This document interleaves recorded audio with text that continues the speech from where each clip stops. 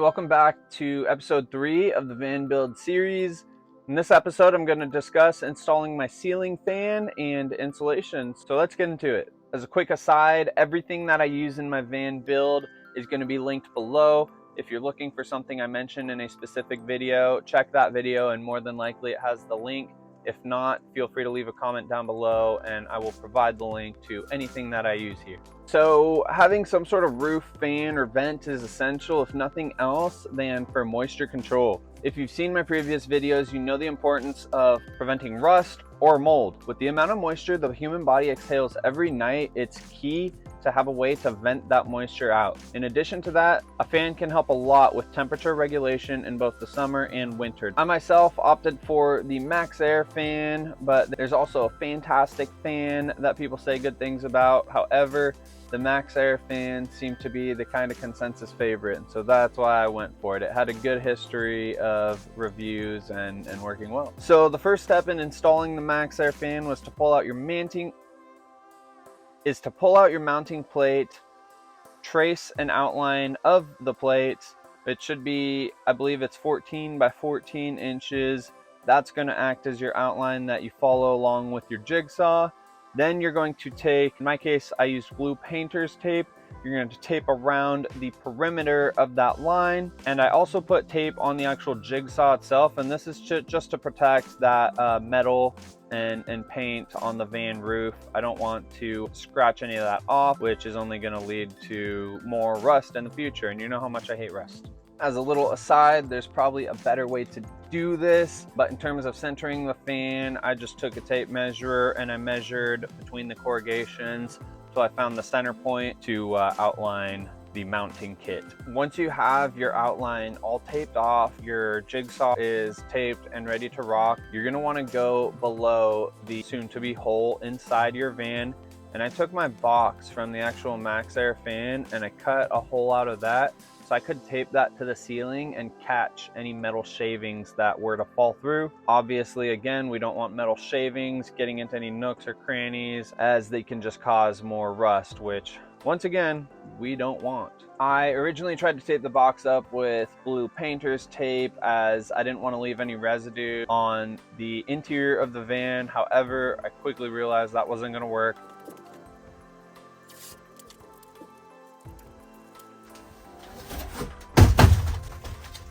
Cool.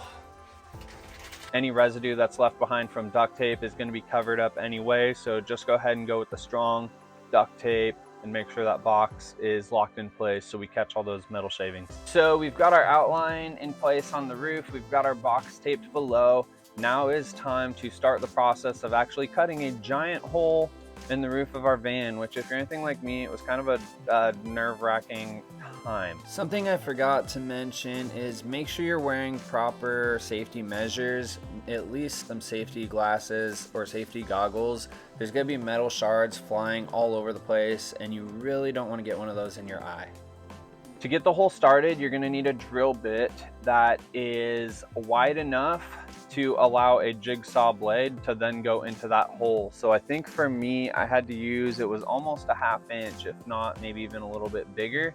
You're just going to put 4 of those holes, one in either corner, just enough so we can fit our jigsaw blade in there. And of course, you guys have yourselves a metal blade in that jigsaw. All you need to do now is follow that outline you drew, that 14 by 14.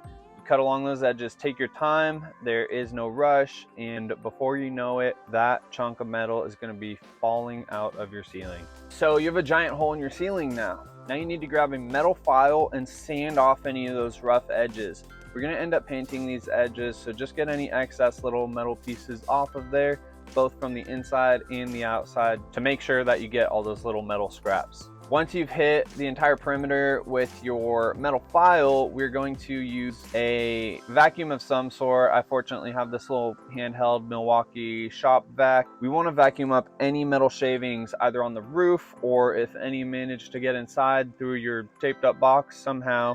Again, those metal shavings will lead to rust sooner or later, so make sure we get them all. After we finish up with the metal file and we've vacuumed up all of our shavings, we're going to go back and grab our Rust-Oleum primer that I talked about in episode 1 of this series. This is going to prevent any rust from forming there. I opted to use a foam brush to apply it. It's simple, just dip the brush in and dab along the perimeter anywhere that's missing paint, and we're going to let that dry. While that paint is drying, I opted to make a little wooden frame to help support my fan. We're ultimately going to be screwing in the fan from the top and sending these screws down through the roof of the van. The metal on the roof of the van isn't that thick, so I just wanted something to give the screws a little more to grab onto. So I just made a little 1x2 frame. I made sure the internal diameter of that 1x2 frame was 14 inches. So originally I made a square frame all as one cohesive piece out of 1x2s, and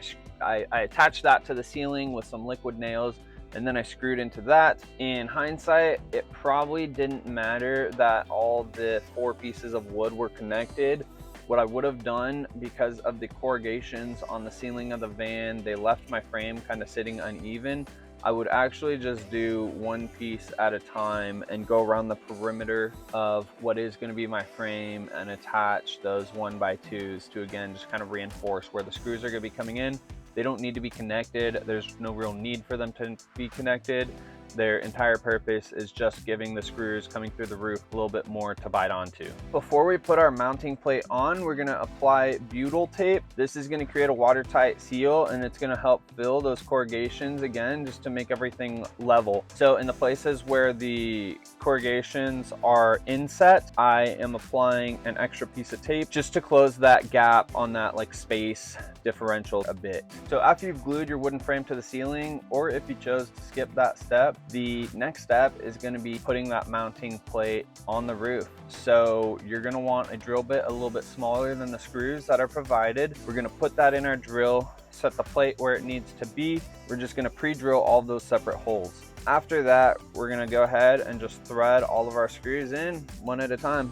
Once those screws are in, we're going to apply a self-leveling lap sealant. This is going to make sure we get everything watertight. So I'm in Southern California, and I was installing this fan in the dead of summer. So it was well over 100 degrees during the day, and my phone, which I was recording on, kept overheating. And so I don't have too much footage of the actual application of the lap sealant, but it's very straightforward. You put it in your caulking gun or your caulking applicator.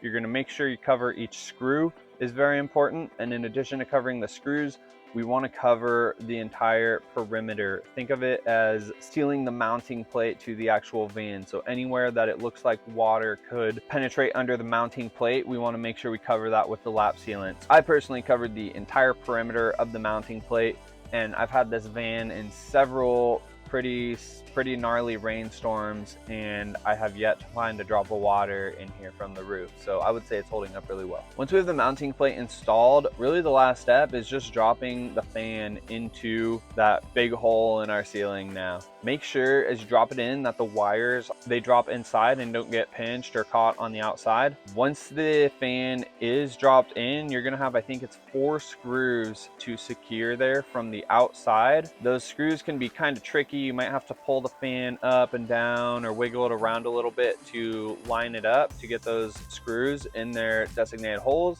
However, once you do that, we're again going to go back to our lap sealant and just cover up each of those screws. And this is about preventing rust and just creating a watertight barrier. One more thing to mention, you're going to have a big old white trim piece that's meant to go inside of your MaxxAir fan.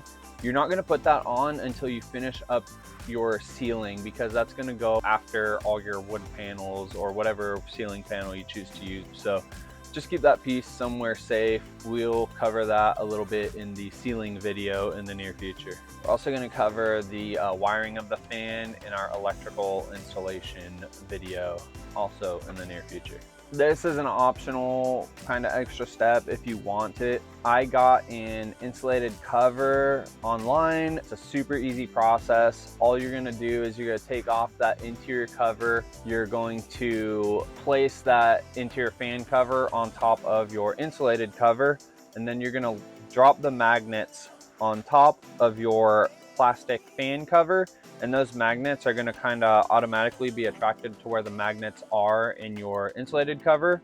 So once those magnets magnetize into place, you're gonna put some painter's tape over those. Then you're gonna screw that thing right back up there with your magnets taped on, and you'll be able to snap your insulated cover on and off as you see fit. I'm just gonna give a brief rundown of the installation process. I opted to use Havelock wool instead of anything with fiberglass in it. I know there's different like rock wools, or there's just a variety of different insulations people can use. In my opinion, sheep's wool, it was just as natural as I could get. I want to keep any chemicals or anything weird that I bring into the van to a minimum, and so I just felt this was the healthiest option for me. We are inside a van, so there's a lot of vibrations. This isn't like insulating a house that's never really gonna move. So I used these things called insulation nails. I had to trim them to fit behind my walls a little bit, but all it is a kind of flat metal piece. I put some liquid nails on that,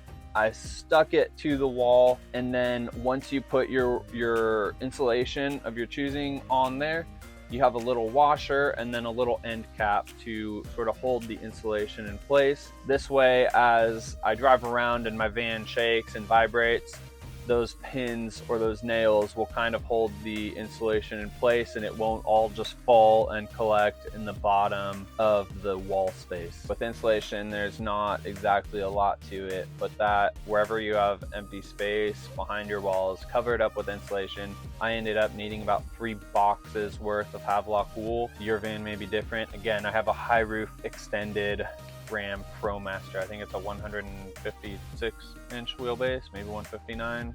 I don't remember anymore. So I put it all over the ceilings and the walls, every spot that I could. All right, guys, well, that's gonna conclude episode 3 of the van build series. I hope you all learned something. If you have any questions, definitely let me know in the comments down below. I love talking about this stuff. I could talk about it all day, so please indulge me. If you like and subscribe, that helps out the channel and helps me a lot, and I totally appreciate it. All right, guys, happy building.